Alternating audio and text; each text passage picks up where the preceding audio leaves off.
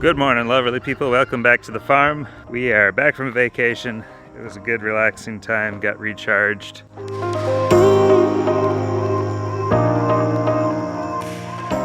So we had some help here while we were gone. Overall, none of the animals are dead. They're all here still. We'll take a quick look at the quail. Here we've got our breeders and a pile of eggs there. Up at the top here we have more feeders. Oh my! A lot of feeders here. So all of these guys are old enough to butcher. They are all butcher weight. They've even started laying eggs. So we'll start collecting eggs again for our second, or not our second, this would be our fourth batch of quail. All the baby quail are doing good.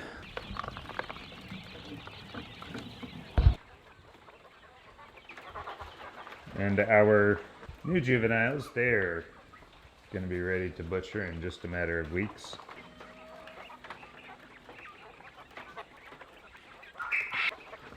Oh no, we got one with a bum leg.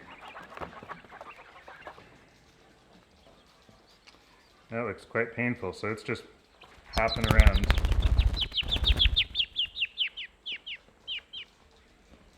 So what we do with these guys when they're like this is put them out of their misery, because this is just not, it's got sores and stuff on its feet from walking around like this. Yeah, it's all infected.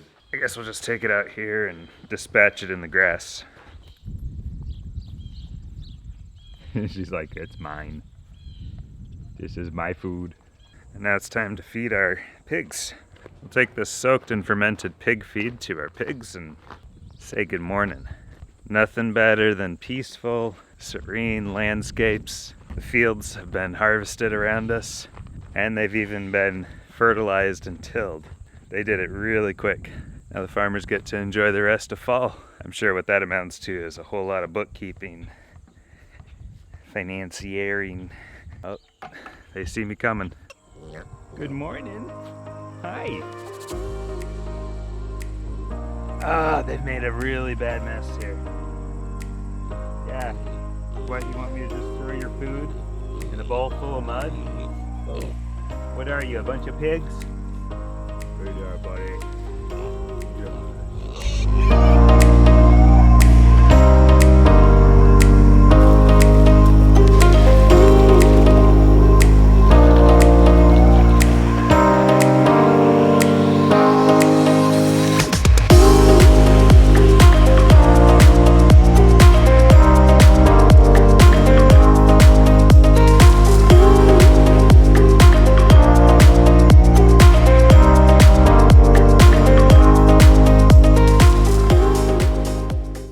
Fermenting feed is a pretty simple thing. It's a 3-day process to reach full fermentation. I just put their allotted feed in a pail, fill it up with water.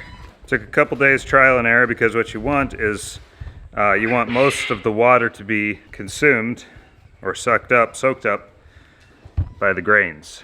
So what I ended up doing was I put a little too much, I think I put too much water in the first time, then I put too little water in the second time.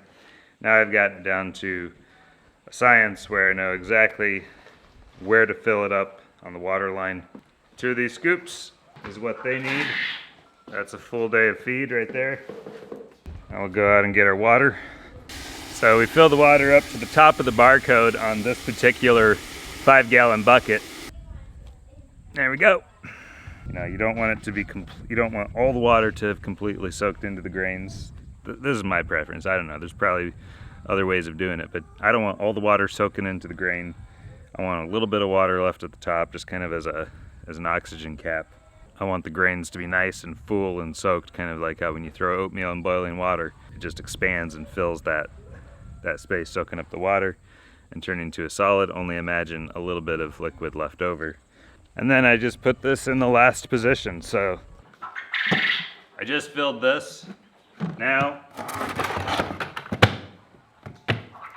we're gonna put the lid on, but not tight. So I'm gonna leave a little bit of a space here on this side and on this side, so air can escape. And all we're gonna do is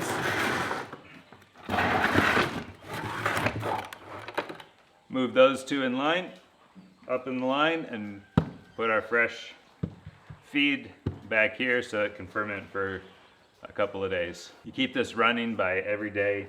Once you've emptied the feed, just refill it. I don't rinse the buckets out because here's the thing. If you've got a little bit of residue in there from the previous feed that was already fermented, that's gonna help jumpstart the fermentation. If you don't have a system in place like this, then all you gotta do is add a little bit of apple cider vinegar, and I do this actually anyway. I just add a splash of apple cider vinegar to it.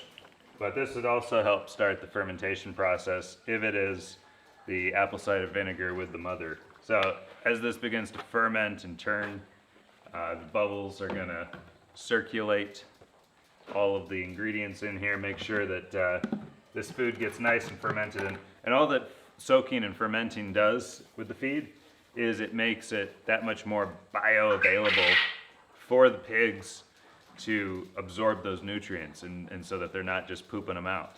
This is going to decrease our food requirements for the pigs by about 15%, and then probably by about another 15 to 30% by having them out on pasture. Altogether, if we are decreasing our food by 30 to 45%, that's pretty damn good. The pumpkin that Bella got a hold of before we left, but she's kind of done with it now. Uh-huh. So I'm gonna give it to these guys. Hey, just don't hit them. Yeah, I know.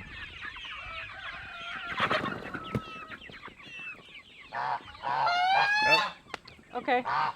good job. Ducks love watermelon and zucchini. Oh, that's cantaloupe. Oh, that's cantaloupe? All right, ducks love cantaloupe.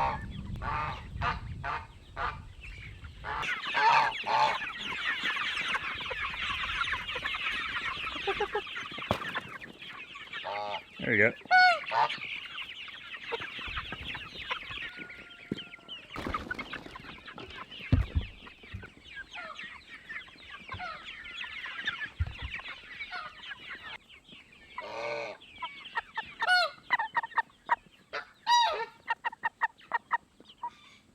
These guys are pretty docile. I like them.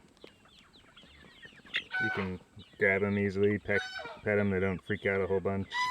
We're gonna probably keep about 10 of these for layers. Right out of this batch, we're just gonna pick the best ones. Look, he's hypnotized now. She doesn't know what to do. It's like, I'm stuck here to your leg. There you go. You recovered. And then we got this little one here. I think this might have been our mystery chick. I don't know. But it definitely looks a lot different than the rest of them. I'm not sure what it could be either. Yeah, it's smaller, different color, and very agile.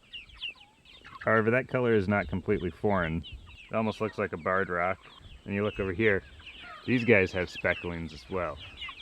So all these are a hybrid of, I don't know, 3 or 4 different breeds. Really robust, disease-resistant, fast-growing meat chicken. They mature at 16 weeks. Oftentimes you're gonna butcher them at 12 weeks. Our other big red broilers just matured. They reached 16 weeks yesterday, so we need to get them butchered. They can start laying eggs any day now. So they're not gonna grow anymore. They've reached the maximum weight that they can, that's all we were doing, was trying to get them up to a little better weight, because a lot of them are around 3 pounds. And I wanted to try to get at least 4-pound chickens, so we gave them 3 more weeks. I think they should be good. They've actually had 4 weeks now. We gave them 4 extra weeks. And so we're gonna try to be butchering a few of those here and there as we can, probably in the evenings, so that we can get through them and get them all butchered within a few days to a week. So if anybody in the area is looking for meat birds, I know we've sold a few, and we have had inquiries about the rest of them, so it's just a matter of, when you inquire about our chickens and we reply, don't delay in getting back to us, because they may not be here if you wait a couple of weeks for the chicken. And I know chicken's going fast right now. People are finishing up their last batches for the years. These guys, they're gonna probably be ready to go in a matter of 3-4 more weeks. So we're not out of chicken, but yeah, we will be out. We need to go check on the sheep because the sheep might be out of water again.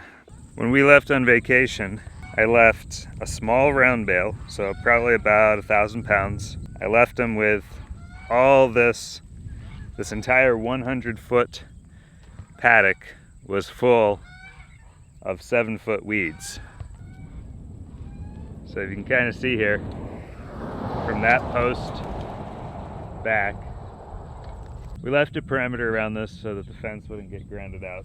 And they've eaten all of this down to nothing. Yeah, there's hardly anything.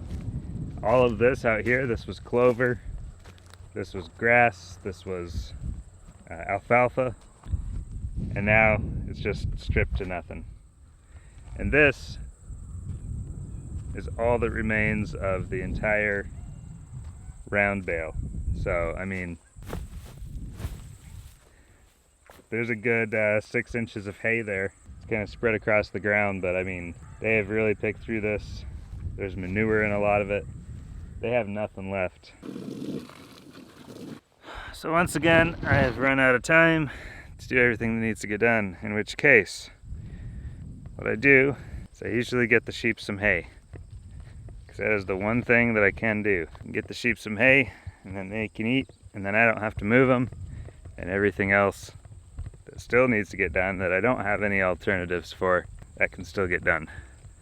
So that's what we're doing today. Hello, Bella. Hello, puppy.